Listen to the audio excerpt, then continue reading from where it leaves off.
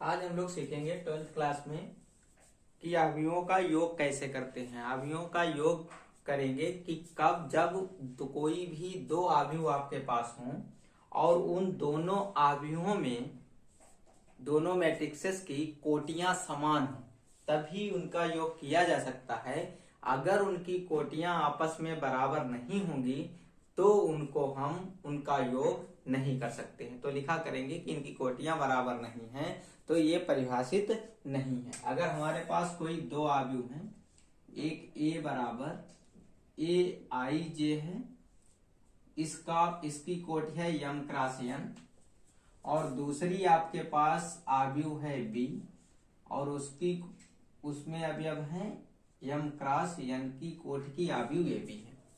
तो अगर ये जोड़ी जाएगी जब इनकी कोटियां आपस में कैसी होनी चाहिए, बराबर। अगर कोटियां समान नहीं हैं तो लिखा करेंगे कि ये परिभाषित नहीं है। मान लीजिए हम एक अवयव लेते हैं 2 क्रॉस 2 की, a बराबर a11 a12 a21 a22। इसी तरीके से दूसरी b अवयव लेते हैं b11 b12 b21 b22। इनके कोटियां जो हैं वो आपस में कैसी हैं, बराबर हैं। देखो ये कैसी है, 2 क्रॉस 2 कोटि है और ये वाली भी किस क्रॉस कोटि की है, 2 क्रॉस 2 की है। तो इसका हम योग कर सकते हैं। इन अवयवों को हम लिख सकते हैं a प्लस b। तो इनके जो संगत अवयव होंगे वो आपस में जुड़ जाएंगे। मतलब a11 किससे जुड़ेगा, b11 से। a12 जो है वो किससे जुड़ेगा, b12 से। और a21 किससे जुड़ेगा, b21 से। a22 किससे जुड़ेगा, b22 से। तो आपको नई मैट्रिक्स 2 क्रॉस 2 की मिल जाएगी। इस तरीके से हम कोई भी अवयव दे रखे हो उनका सम कर लेंगे। अगर यही अवयव ए दे रखी हो 2 क्रॉस 2 की, 11 21 12 a22, और दूसरी अवयव बी दे रखी हो b11 b12 b13, और इधर हो b21 b22 और b23। अगर ऐसी अवयव दे रखी हो तो कहेंगे ए बी जो है वो परिभाषित नहीं है। a प्लस बी को परिभाषित नहीं किया जा सकता क्योंकि इसकी कोटियां आपस में समान नहीं है। इसकी कोटियां हैं 2 क्रॉस 2, इसकी कोटियां हैं 2 क्रॉस 3। तो ये कह सकते हैं इन a तथा b की कोटियां समान नहीं है, कोटियां समान नहीं है, अतः a प्लस b परिभाषित नहीं किया जा सकता है, नहीं किया जा सकता है। तो ये हम लोग जान गए हैं कि a और b अगर दे रखा हो तो उसमें अगर इनकी कोटियां समान नहीं है तो a प्लस b को परिभाषित नहीं किया जा सकता है। तो आइए इस पर अब सवाल देखते हैं कि अगर कोटियां समान होंगी तभी अवयवों का योग निकाल सकते हैं। अगर कोटियां समान नहीं होंगी तो उनके अवयवों का मान नहीं निकाल सकते हैं। आइए देखते हैं कि पहली एक प्रश्नावली है, प्रश्नावली 3.2 अवयव की। आइए इसे सॉल्व करते हैं। इसमें पहला सवाल दे रखा है, देखिए क्या कह रहा है। पहले सवाल में कह रहा है कि मान लीजिए प्रश्नावली 3.2 है और इसमें आपसे कह रहा है कि मान लीजिए, क्या मान ले, पहले सवाल में कह रहा मान लीजिए a बराबर दे रखा है, a बराबर मैट्रिक्स दे रखी है 2 3 4 2, b बराबर दे रखा है 1 - 2 3 5, और C बराबर दे रखा है -2, 3, 5 और 4 कह रहा है। तो निम्नलिखित ज्ञात कीजिए। तो निम्नलिखित ज्ञात कीजिए।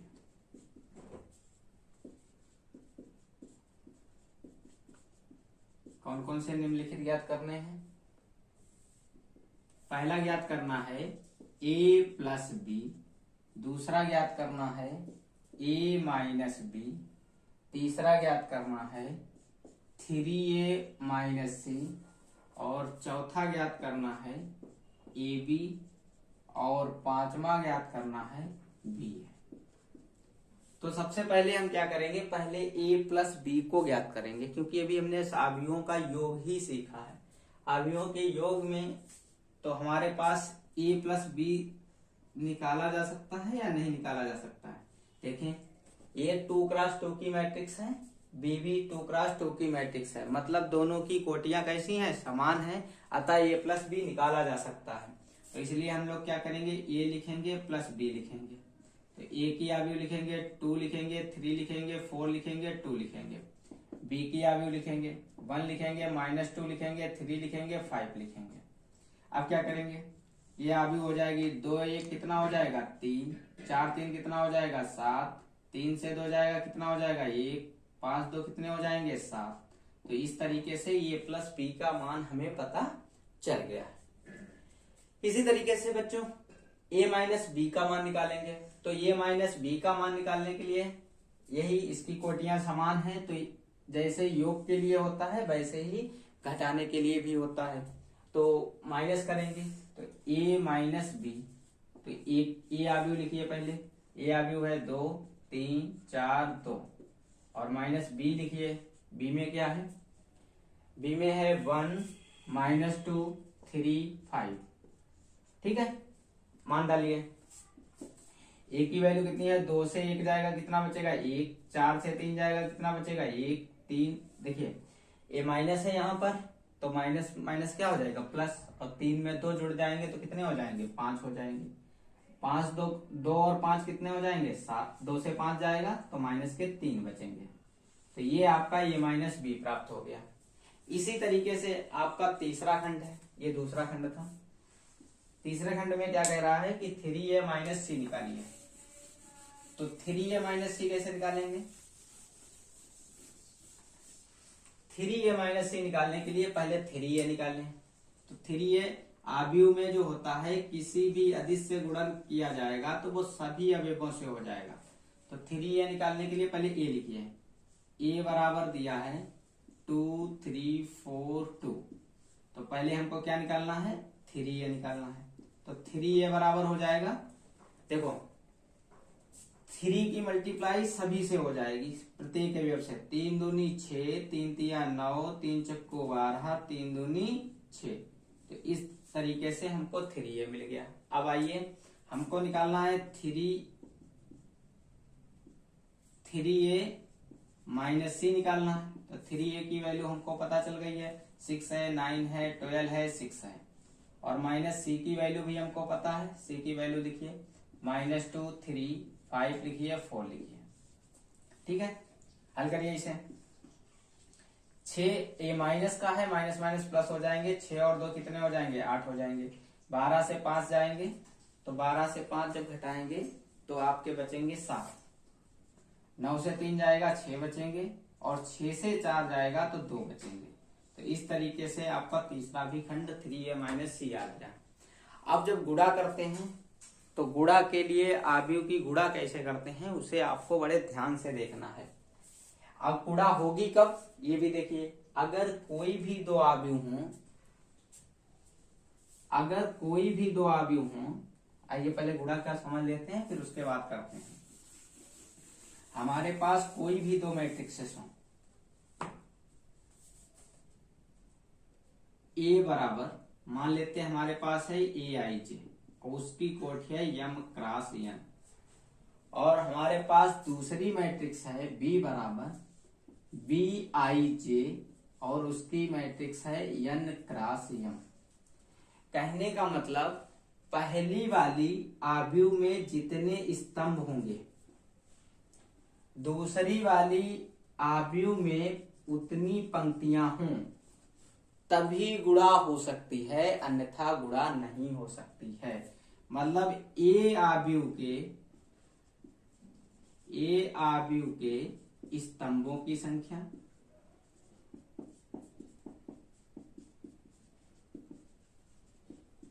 बी आव्यूह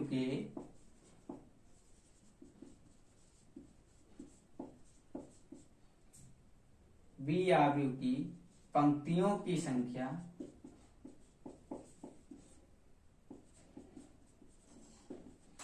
आपस में कैसी होनी चाहिए, बराबर होनी चाहिए।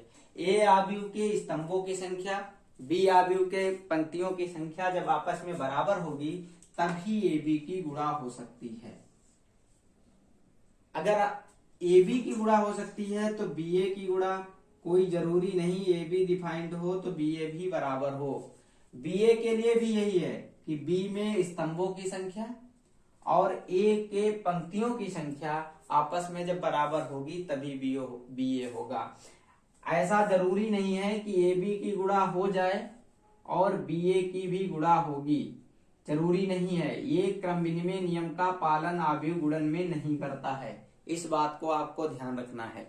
योग में क्रम विनिमय नियम का पालन करता है लेकिन गुणन में क्रम विनिमय नियम का पालन नहीं करता है। तो अब आइए देखते हैं क्या इनकी ए बी और बी ए निकाला जा सकता है या नहीं निकाला जा सकता है। तो हमारे पास जो ए बी है ये चौथा खंड है, ए है और बी है। तो ए मैट्रिक्स कितनी है 2 3 4 2 और बी मैट्रिक्स कितनी है 1 -2 3 और 5। इनकी कोटियां देखें, पहले वाले की 2 क्रॉस 2 मतलब इसके पंक्तियों की संख्या 2 और दूसरे वाली ए आव्यूह की है और ये 2 क्रॉस 2 ए की है। इसमें पंक्तियों की संख्या और स्तंभों की संख्या दोनों मैट्रिक्स की आपस में क्या है, बराबर है। और जो बाहर वाले कोटियां बचेंगी वही उसी क्रॉस की आपको गुणा करने के बाद मैट्रिक्स मिलेगी। तो आप देखिए इसकी ए बी की गुणा कैसे करते हैं। इसमें हम पंक्ति लेते हैं और इसके स्तंभ लेते हैं, इनकी आपस में गुणा कराते हैं और जोड़ते हैं। कैसे देखिए 2 की गुणा हो जाएगी 1 से, तो 2 गुणे कितना आ जाएगा 1, ठीक है।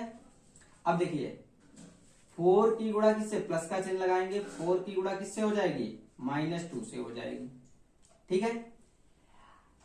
इस वाली पंक्ति की गुणा इस वाले स्तंभ से हो चुकी है, मतलब इस वाले रो की गुणा इस वाले कॉलम से हो चुकी है।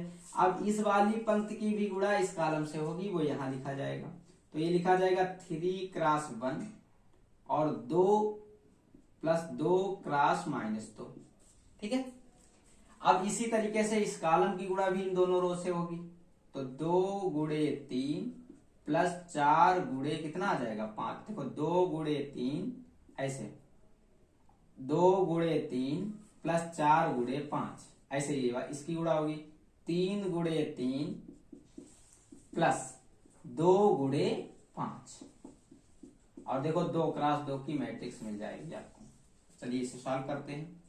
ये आ जाएगा देखिए 2, ये आ जाएगा 4 दूनी 8 आ जाएगा, ये आ जाएगा 3, ये आ जाएगा 2 दूनी 4, ये आ जाएगा 3 दूनी 6, ये आ जाएगा 4 पंचे 20, ये आ जाएगा 3 तिया 9, ये आ जाएगा 2 पंचे 10, ये आ जाएगी 2 क्रॉस 2 की। फिर हल करेंगे, ये आपका आ जाएगा 2 से 8 जाएगा तो 6 बचेगा, यहाँ बचेगा -1, 26 बचेगा और 19 बचेगा। ये मैट्रिक्स आपकी हो जाएगी 2 क्रॉस 2 की हो जाएगी। तो इस तरीके से हमने ए बी का मान निकाल लिया है। अब हमको क्या निकालना है बी ए। क्या बी ए परिभाषित है? तो आइए इसी तरीके से देखते हैं, बी ए की वैल्यू निकालते हैं। ये चौथा खंड था, अब पांचवा खंड देखते हैं। पांचवें सवाल में क्या कह रहा है, बी ए निकालिए। तो बी आव्यूह क्या है 1 - 2 3 5 और ए बाद में लिखी जाएगी तो ये आएगी 2 3 4 2। देखिए 2 क्रॉस 2 की मैट्रिक्स बी है और 2 क्रॉस 2 की मैट्रिक्स क्या है ए है। इनके इसके स्तंभों की संख्या पंक्तियों की संख्या आपस में बराबर है, कहने का मतलब इसकी गुणा की जा सकती है। आइए देखते हैं। देखिए 1 की गुणा किससे करेंगे, 2 से, मतलब इसकी गुणा किससे होती है, इससे होती है, तो 2 आ जाएगा। प्लस 3 की गुणा किससे होगी, 3 से, यहां लिखा जाएगा। -2 की गुणा किससे होगी, 2 से। प्लस 5 की गुणा किससे होगी, 3 से। सही है। इसी तरीके से इसकी गुणा इससे होगी। 1 की गुणा किससे होगी, 4 से। 3 की गुणा किससे होगी, 2 से। फिर -2 की गुणा किससे हो जाएगी, 4 से। प्लस 2 की गुणा किससे हो जाएगी, सॉरी 5 की गुणा किससे हो जाएगी, 2 से हो जाएगी। इस तरीके से टुकड़ा कह रहा है निम्नलिखित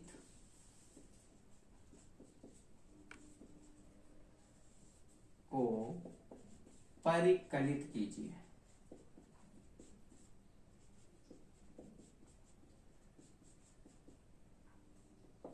पहला सवाल है, मैट्रिक्स दे रखी है ए बी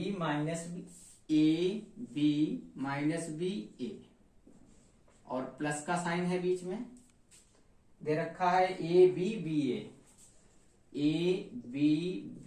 ए कह रहा है इसको क्या करना है, परिकलन करना है, इसकी गणना करनी है आपको। तो हमें पता है कि इसका जोड़ करना है, योग करना है। योग करने में 2 क्रॉस 2 की मैट्रिक्स दोनों है, कहने का मतलब कोटियां समान हैं, ये जोड़ी जा सकती हैं। तो जोड़िए इसे ए और ए में जुड़ेगा तो आ जाएगा 2a, बी और बी में जुड़ेगा तो आ जाएगा 2b, बी और बी में जुड़ेगा तो 0 हो जाएगा, माइनस बी का प्लस का है, ये आ जाएगा 2a। तो यही आपका आंसर हो जाएगा। चाहे तो 2 इसमें से कॉमन ले सकते हैं, तो यही रहने दीजिए, यही आपका आंसर है, क्योंकि मैट्रिक्स में सभी में होती है तो 2 बाहर भी निकल सकता है। यही आंसर छोड़ दोगे तब भी सही है। अगला देखिए, दूसरे में क्या कह रहा है। दूसरे प्रश्न में कह रहा है A square plus B square, value दे रखी है A square plus B square, इधर दे रखा है B square plus C square, इधर दे रखा है A square plus C square, A square plus C square, इधर दे रखा है आपका A square plus B square. और दूसरी तरफ जुड़ा हुआ है 2ab 2bc -2ac और -2ab। देखो ये भी 2 क्रॉस 2 की मैट्रिक्स है और ये भी 2 क्रॉस 2 की मैट्रिक्स है, बीच में प्लस है, मतलब जोड़ी जा सकती है। जोड़िए इसे। देखो ये जुड़ के आएगा A square plus B square plus 2ab, सही है। इधर देखिए ये आएगा A square plus C square -2ac, इधर देखिए ये आएगा B square plus C square plus 2bc, ये आएगा A square plus B square -2ab। ठीक है, देखो इधर आ गया ये आ जाएगा ए प्लस बी का होल स्क्वायर, ये आ जाएगा बी प्लस सी का होल स्क्वायर, ए आ जाएगा ए माइनस सी का होल स्क्वायर, ए आ जाएगा ए माइनस बी का होल स्क्वायर। तो ये आपका आंसर हो गया, परिकलित हो गया। अब आइए देखते हैं इसका तीसरा सवाल क्या कह रहा है, सिमटा देते हैं। देखो तीसरे खंड में क्या कह रहा है, इसकी भी गणना करनी है। तो तीसरे खंड में आपसे कह रहा है, तीसरा खंड दे रखा है -1 8 2 4 5 8, इधर दे रखा है -6 16 5 और प्लस का साइन लगा हुआ है, ये दे रखा है 12 8 3, इधर दे रखा 7 0 2, इधर दे रखा 6 5 4। ये मैट्रिक्स जो है 3 क्रॉस 3 की है और ये भी मैट्रिक्स कितने की है, 3 क्रॉस 3 की है। कोटियां इनकी आपस में कैसी हैं, समान हैं, अतः इनको भी जोड़ा जा सकता है। जोड़िए, ये आ जाएगा आपका -1 प्लस 12, ये आ जाएगा 4 प्लस 7, ये आ जाएगा -6 प्लस 6, ये आ जाएगा 8 प्लस 8, ये आ जाएगा 5 प्लस 0, ये आ जाएगा 16 प्लस 5, ये आ जाएगा 2 प्लस 3, ये आ जाएगा 8 प्लस 2, ये आ जाएगा 5 प्लस 4। तो ये आपकी 3x3 की मैट्रिक्स बन गई। आइए देखते हैं ये कितना है। ये आ जाएगा 11, ये आ जाएगा 16, ये आ जाएगा 5, ये आ जाएगा 7 4 11, ये आ जाएगा 5, ये आ जाएगा 10, ये आ जाएगा 0, 16 5 21, 5 4 9। इस तरीके से आपको ये तीसरा खंड भी क्या हो गया, सॉल्व हो गया। अब इसका चौथा खंड बचा है, आइए उसे देखते हैं। चौथे खंड में क्या है, दूसरे सवाल का चौथा खंड ये दे रखा है। पहली मैट्रिक्स में दे रखा है cos स्क्वायर एक्स, इधर दे रखा है sin स्क्वायर एक्स, इधर दे रखा है sin स्क्वायर एक्स, इधर दे रखा है cos स्क्वायर एक्स, ठीक है। और इधर इसमें दे रखा है sin स्क्वायर एक्स, इधर दे रखा है cos स्क्वायर एक्स, इधर दे रखा है cos स्क्वायर एक्स, इधर दे रखा है sin स्क्वायर एक्स। इतना समझ में आया होगा। ये तो सवाल ही है, इसे समझने की जरूरत है। सवाल समझेंगे तभी उसे लगा पाएंगे। देखिए कैसे, इसमें भी 2x2 की मैट्रिक्स से दे रखी है और इसमें भी 2x2 की, मतलब कोटियां समान है, मतलब जोड़ी जा सकती हैं। तो जोड़िए इसे, ये आ जाएगा cos square x plus sin square x, ये हो जाएगा sin square x plus cos square x. इधर जोड़िए, ये हो जाएगा sin स्क्वायर एक्स, ये हो जाएगा cos स्क्वायर एक्स, ये हो जाएगा cos स्क्वायर एक्स, ये हो जाएगा sin स्क्वायर एक्स, ठीक है। अब क्या करेंगे, हम लोग जानते हैं, पढ़ चुके हैं हाई स्कूल में कि cos square theta plus sin square theta की वैल्यू 1 होती है। तो ये भी वही है, ये 1 हो जाएगा, ये भी 1 हो जाएगा, ये भी 1 हो जाएगा, ये भी 1 हो जाएगा। तो यही आपका आंसर आ जाएगा। तो हमने 2 नंबर सवाल तक एक्सरसाइज 3.2 के सॉल्व कर लिए हैं।